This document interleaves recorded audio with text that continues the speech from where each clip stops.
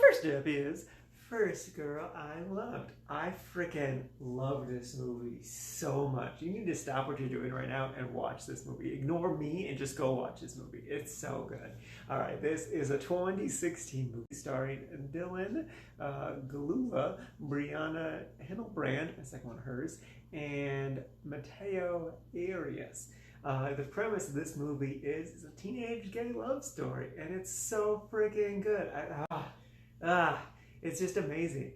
They somehow perfectly captured like the awkwardness of when like you're first meeting someone and you're like, ooh, did they like me? I don't know if they like me. Oh, they said that thing. Does that mean they like me? I don't know. Ooh, who can tell? And then also like it's doubly awkward because like they're teenagers and just like everything a teenager does is just super awkward. Like even them just walking is so awkward because they're teenagers. But then it's triply awkward because like they're gay, but they don't want to admit that they're gay because it's like, you know, they're teenagers and they just don't really understand their emotions entirely. And like, are they actually gay? Are they bi? Like, what's going on? No, they're straight. No, they're not these things, but are they? But I have feelings for this person and they make my, you know, things tingle and stuff. And like, it's all kind of awkward and I love every second of it. It's so adorable. And I'm just like, I made so many sounds while watching this movie because it was just the cutest shit and it was so great. I loved it. And then like, because it's not all just adorable though, because like it gets very emotional and very, very real. And I just even besides the adorable stuff, I was making like all these sounds and noises whenever anything was happening. Like I couldn't stop myself from just letting my emotions come out. I love this movie so much. It's great. You need to watch it. I have more I want to say though. I related to this movie so hard. Like all of that awkward stuff perfectly transcends everything. Like I am this movie, just not gay.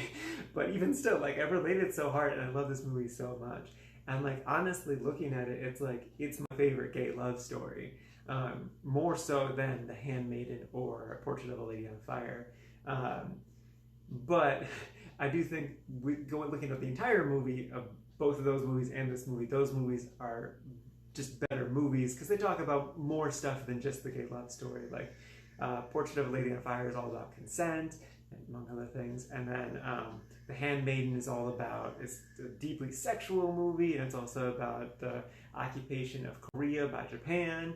And this movie is, you know, kind of more just a gay love story type of thing. I mean, it is more than just that, but like it's important, but not as like big and important as those movies are.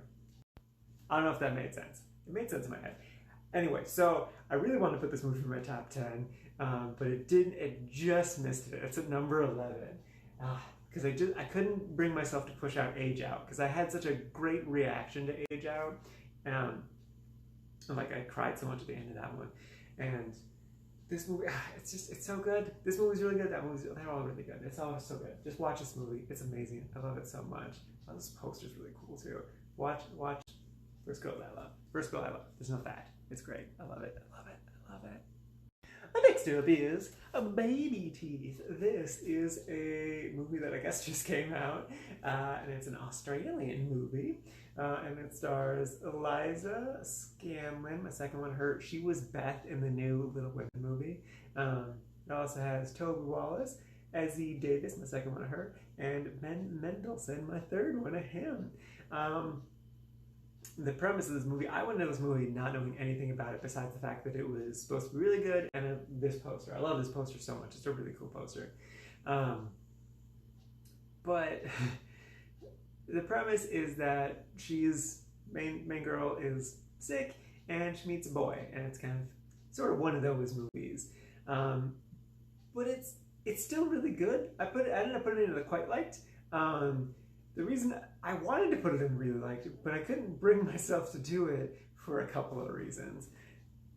Basically, I don't know what this movie was trying to say, what this movie was trying to do, what it was going for, like what its message was, what the whole point of it all was. I still like enjoyed it a lot though, without getting it, I guess.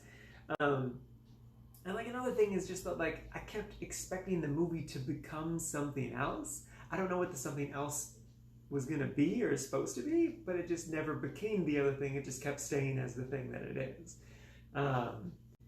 And I have no idea what, like, thinking back on it, I'm like, I don't know what I would have changed about this movie, really. But I don't know, it's still, I quite enjoyed it. I put it in the quite liked. It's solid. I definitely, if you're interested by it, Babyteeth, the name does make sense-ish. Well, kind of. Actually, no. I don't know why it's named that. I get why, like, they make reference to it in the movie. It just, I don't understand how that ties into the whole meaning of the movie. Maybe if I understood that, then I would like this movie more.